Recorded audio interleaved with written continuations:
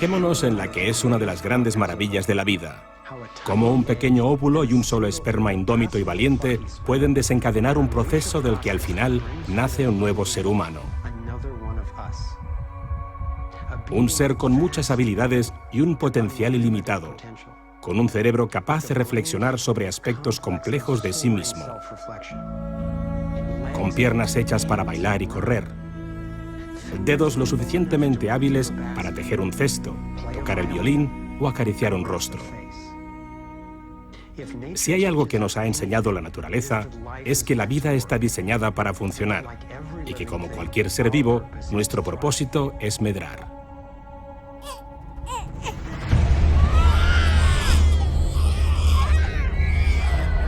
Pero a pesar de ello, para la mayoría de la gente de este planeta, la vida no consiste en medrar, sino en sobrevivir, en intentar aguantar.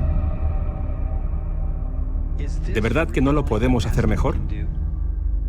¿Acaso el universo trabajó durante 14.000 millones de años solo para crear una especie que acabaría siendo una enemiga de la propia vida y, por tanto, enemiga de su propio hogar? Yo no lo creo.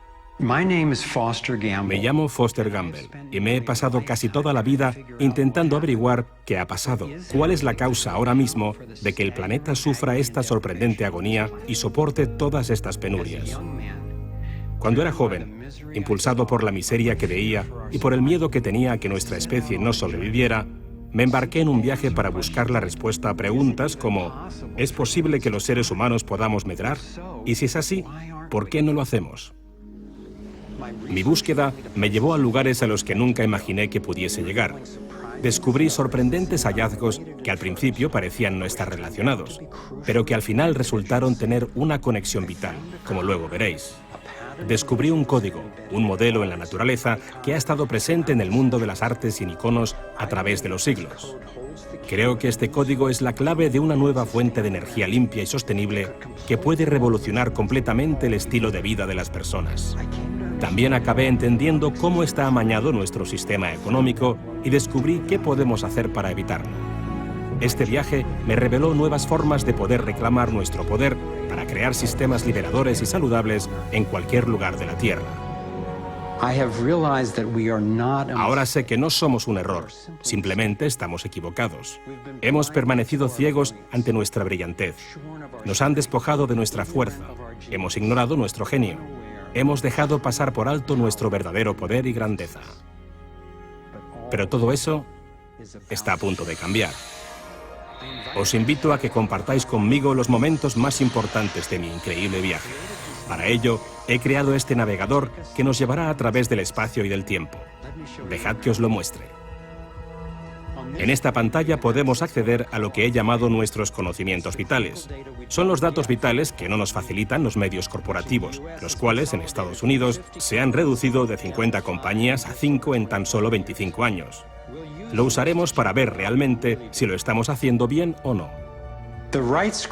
La pantalla de la derecha traza un curso para vivir en el planeta Tierra en condiciones sostenibles y saludables, al cual he denominado navegación perspicaz. Y esta será nuestra brújula. En vez de una aguja que nos busque el norte en el campo magnético de la Tierra, esta brújula tiene la forma del propio campo. Y esa forma, como pronto veréis, contiene ramificaciones tecnológicas y sociales sorprendentes. Después de una búsqueda que me ha llevado toda la vida, he terminado por creer que este modelo realmente guarda la clave para conseguir un mundo que funcione para todos. Así que vamos allá.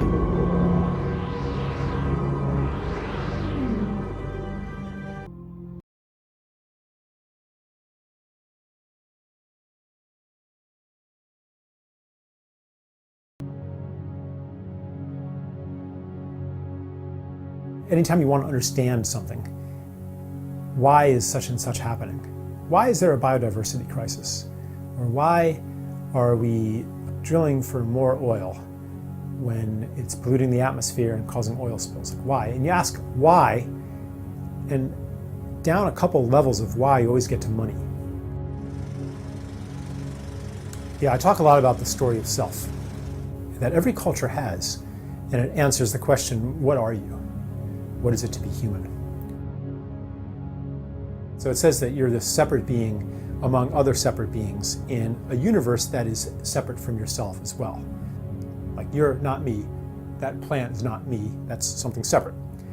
And this story of self really creates our world. If you're a separate self and there's other separate selves out there and other species out there, and the universe is fundamentally indifferent to you, or even hostile, then you definitely want to control. You want to be able to have power over other beings and over these whimsical, arbitrary forces of nature that could extinguish you at any time. This story is becoming obsolete. It's becoming no longer true. We don't resonate with it anymore. And it's actually generating crises that are insoluble from the methods of control. And that's what's clearing the space for us to step into a new story of self and a new story of the people.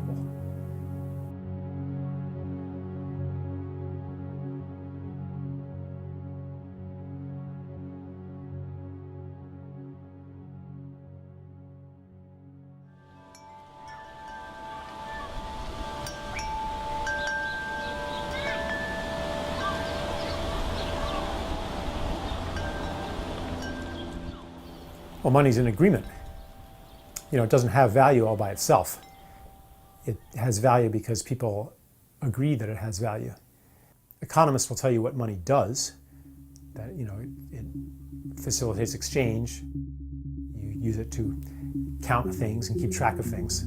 You write some numbers on a magical piece of paper called a check, and you can cause all kinds of abundant goods to come to your house.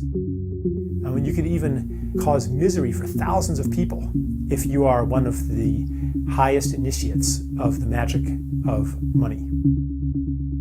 Yeah, scarcity is built into the money system. On a most obvious level, it's because of the way money is created as interest-bearing debt. So anytime a bank lends money into existence or the Federal Reserve creates money, the money comes along with a corresponding amount of debt. And the debt, because there's interest on it, is always greater than the amount of money. So it essentially throws people into competition with each other for never enough money.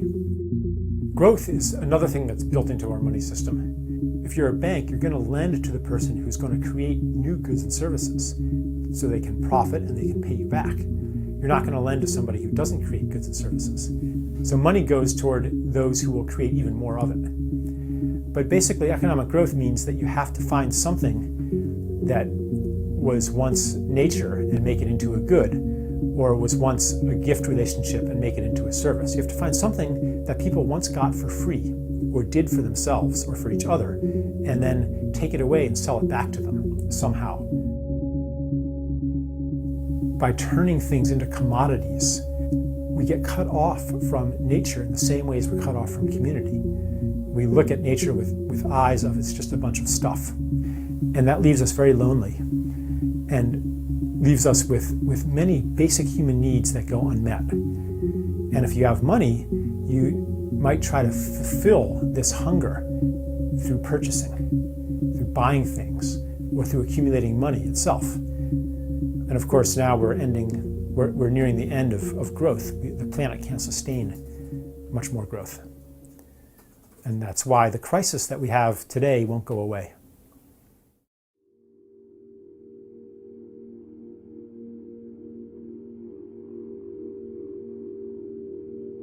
One of the things I talk about is the sense of wrongness that I had as a child.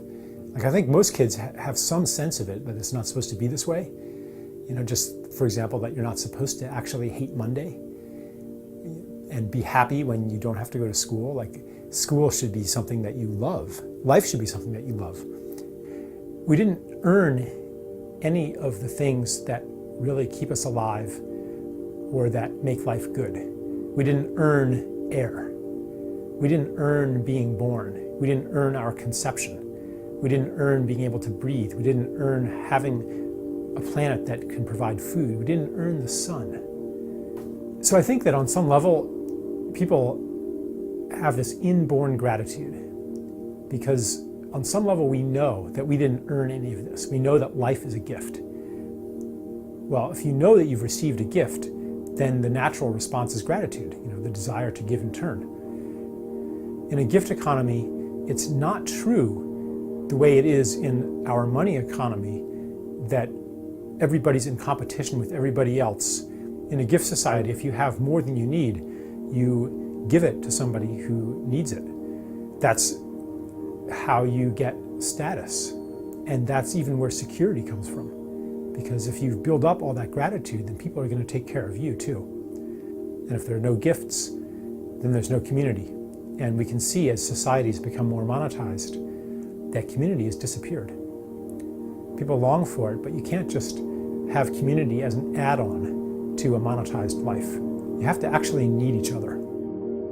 People desire to enact their gifts. And if they were free from money, they would do it. But money is so often a barrier. People think, oh, I would love to do this, but can I afford to do it? Is it practical? Money stops them. What beautiful thing would I do? What am I called to do? Would it be to set up big gardens for homeless people to take care of and reconnect them to nature? Would it be to clean up a toxic waste site? What would you do? What beautiful thing would you do? And why isn't it practical to do these things? Why isn't there money in those things?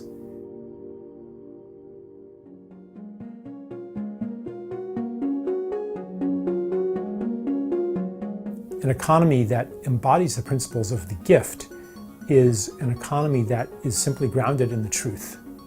The task before us is to align money with the true expression of our gifts. It requires a very different mechanism for the creation of money and the circulation of money. They include things like negative interest, which reverses the effects of usury. They include things like the internalization of costs, so that you can no longer pollute and have somebody else or future generations pay the costs. They include a social dividend, sharing in the wealth that comes from what should be the commons, the land, the aquifers, our cultural heritage. They include a relocalization of a lot of economic functions.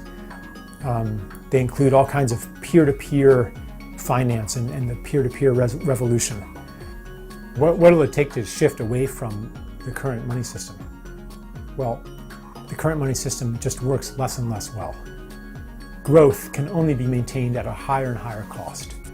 Even our best efforts can't keep the economy growing as fast as it needs to for the system to work. And that creates further misery. People just can't take it anymore. Even the people on top, even the winners of this artificially induced competition, they're not happy either. It's not working for them either. So I think that we're going to see a series of crisis moments, each one more severe than the last. And at each crisis moment, we'll have a collective choice. Do we give up the game and join the people, or do we hold on even tighter? It's really up to us to determine at what point this wake-up point will happen.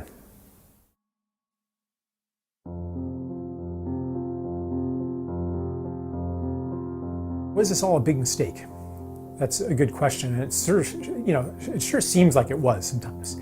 When you look around at just the horrors that have taken place on this earth and that are ongoing right now, and some people think, I just don't want any part of this. Civilization was a huge mistake.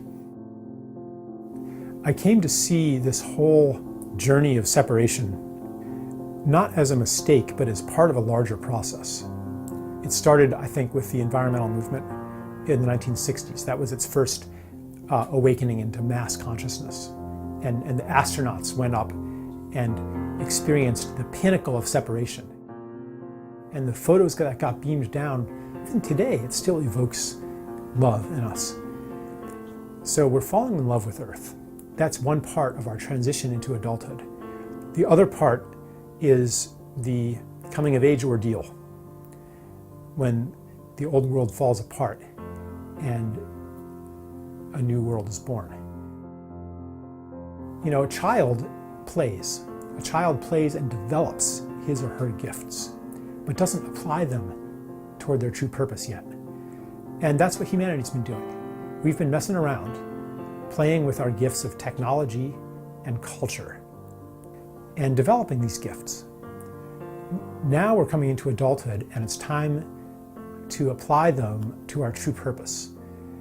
At the beginning, I think that'll be to simply heal the damage that's been done. And there's a lot of healing that needs to be done, and it's almost impossible, actually. You could say that really we're in the business of creating a miracle here on Earth. I'm saying it's something that is impossible from an old understanding of reality, but possible from a new one. And in fact, it's necessary. And in fact, anything less than that isn't even worth trying.